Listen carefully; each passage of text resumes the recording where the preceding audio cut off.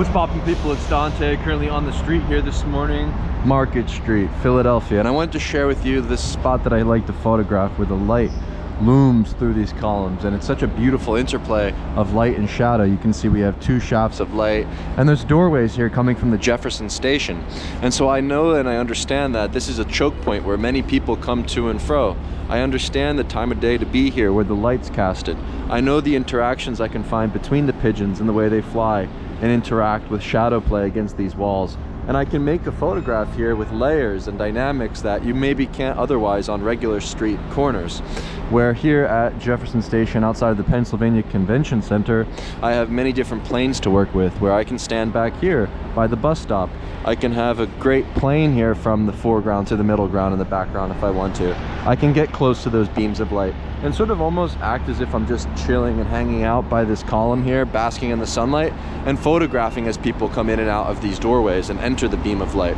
And so essentially I like to photograph in these kind of situations where I know there's traffic, you know, I know there's people that are going to be coming to and fro, and I have a good set of you know, I have like a good stage to work with, right? Like I have a good background, I have good light, and sometimes I'll just fish around and see what I can find. So you can see through my LCD screen, perhaps, when people enter the beam of light, I press the shutter. If I see somebody coming through on the backhand side of the frame, maybe I can have two dynamics from the foreground to the background with the two shafts of light. And you only have so much time to work with as the light's going to change, and it's inevitable that these kind of dynamics only last for a certain period of time. But you can play with these different dynamics very easily on the streets. All you have to do is just be patient, observant, and find yourself at a choke point where there's people moving in and out. Obviously, I want somebody's face in the frame and not necessarily only a silhouette, so I'm waiting for somebody to turn towards me to press the shutter. But in the meantime, I can simply make a self-portrait. So yeah, I like to play in the light. I like to photograph this way because there's so many dynamics when people come in and out of these doorways. It's kind of fun. It's such a mundane thing in the everyday routine of life, but yeah, you can make it a bit more extraordinary with the use of light and shadow. You know, I can see that beam is starting to fade away and the light will change, but ultimately finding places like this in your city, finding yourself at a choke point where there's energy, where there's people moving. Obviously it's not as like busy as you might think or seem, but this is just a regular Monday morning, right? This is just a regular day of people coming to work, and basically as the trains arrive, people start to come, and you can just sit here, hang out. It almost, if you're using a Ricoh, it almost looks like you're just on the phone, and you can just press the shutter as people enter the light, and it's so simple. Maybe I just got a silhouette there of the guy's face because he wasn't turned towards the light.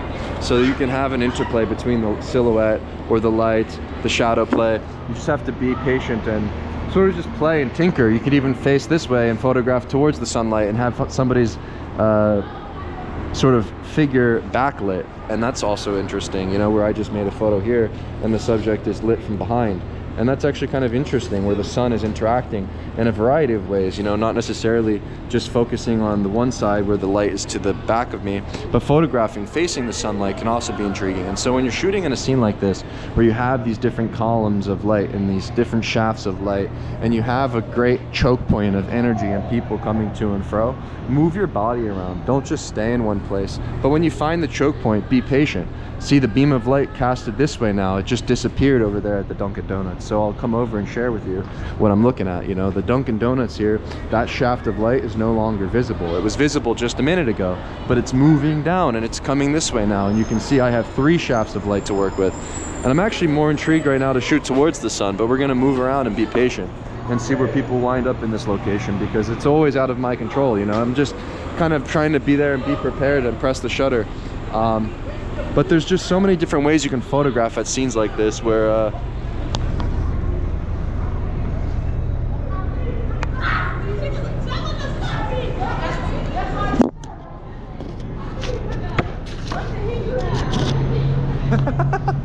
Did you get the orange juice?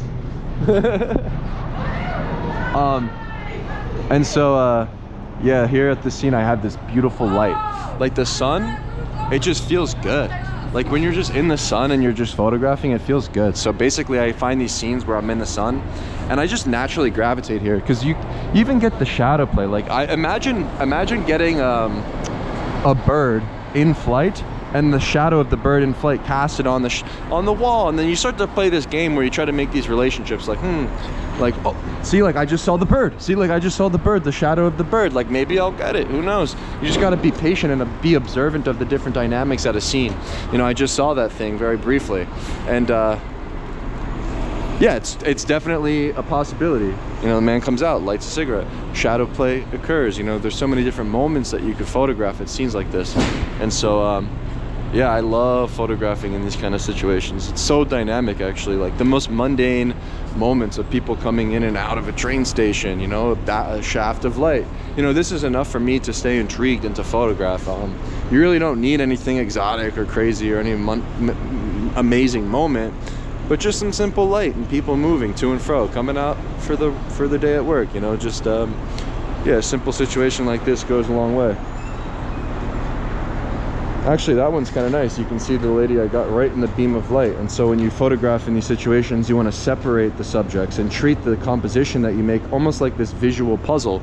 And so when I'm looking at these shafts of light and I see it on the wall, on the ground, and in the background, I'm trying to understand the dynamics and how I can plug in the foreground, the middle ground, and the background like a visual puzzle. And I'm simply trying to solve that puzzle through positioning my body and positioning my camera and pressing the shutter in relationship to the people moving in and out of the scene and the backdrop. And so it's actually really simple to make a photo in these situations because you can be patient and be observant of the dynamics. You don't have to just rush and walk and hunt, but you can just photograph and sort of take your time and have a leisurely experience through walking around the columns and positioning yourself against this wall or standing by that wall and maybe waiting for somebody to come this way towards the other side of the lane. And you know, there's just different ways to photograph. Maybe the people are moving this way, and so maybe if I position myself closer to the doorway when somebody comes out, I'll be able to photograph the moment of them moving towards me. And so right now I have my exposure compensation set to 1+7 just so I can have it a bit more overexposed for shooting towards the sunlight. And what I do when I photograph this way is just play with the exposure dial, maybe just increase the exposure, overexpose a little bit to try to focus more on the highlights of the subject. Maybe overexposed by 2 stops. I use my snap focus around 2 meters, 3.5 meters depending, but yeah, it's really simple, just point and shoot. Everything's in automatic mode. I've got the aperture priority set with a minimum shutter speed of 1/500th of a second. Shooting with the Ricoh GR IIIx's highlight weighted metering mode. I've got the small JPEG file baked into the camera, so I don't have to do any processing when I get home. I just directly import the photos to my iPad Pro and cull through them.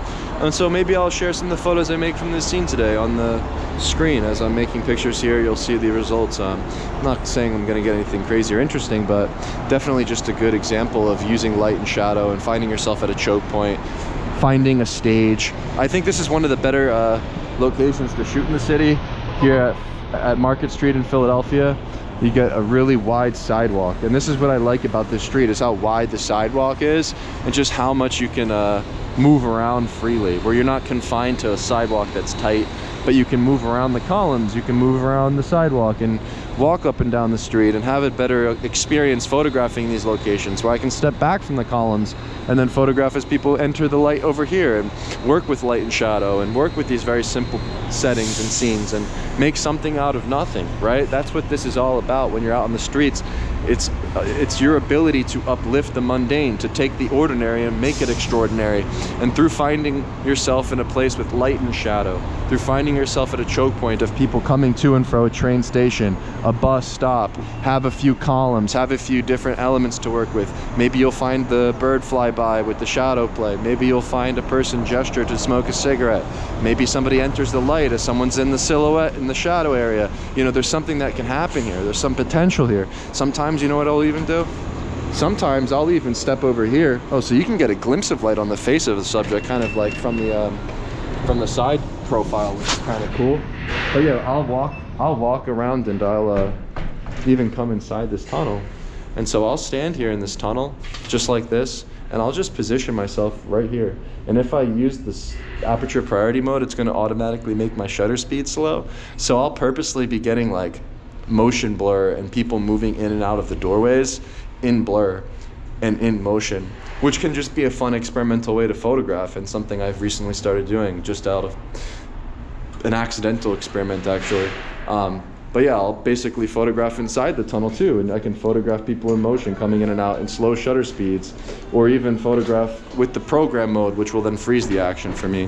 And so there's a variety of ways you can photograph, but the effect of slow shutter speeds and the way that the people gesture to open the door can actually become intriguing. And so I'm trying to experiment and push myself more to have some more fun and play with the settings in my camera and play with the way that I'm photographing at these kind of scenes. But yeah, one of the things I do in my routine is I'll come through and photograph in these doorways. I'll step out, I'll shoot out in the light. And so when you're photographing, don't be afraid to like move your body around the scene. You don't have to just be laser focused like this, right? Like, oh, I'm just focused on these 3 shafts of light, and I'm just gonna stand here the whole time and just, you know, when you're fishing at a scene, move around, move your body, find new ways to photograph the same place, and you'll be surprised at what you can find, where you don't wanna stay stagnant on the streets. I think through movement is improvement. Through movement, you can make better compositions. You know, I think that when you're moving your body and you're photographing, you know, this is where the magic happens. It doesn't come through you sitting still, but it comes through you moving your body and positioning yourself at the right place at the right time. And then through that action of you moving around, you'll find that sweet spot where the stars aligned and the person comes right into your frame where you needed it. But it's a matter of you moving and positioning yourself in that right place at that right time. So don't stay still. When you're photographing in these situations, move, you know, and photograph a variety of ways. I think this is the way to do it. This is how I do it, at least. There is no right way, wrong way, but there's just a number of ways, basically. And so yeah, just some random thoughts on the street. Figured switch it up, maybe do more videos on the street, share my ideas at the scene. You know, I'm glad I have a lot of POV footage over the years I can share with my slideshows, but yeah, I'm still out here shooting every single day. Just tune in to dantesisipo.com. If you visit my blog, I publish my new photos literally every single day. I have new photos, I have new sets of photos. And so I also have a Google Photos drive with all of my photos published from the past over 2 years now. If you go to my Start Here page, you can find more resources on street photography, or go to youtube.com/streetphotography.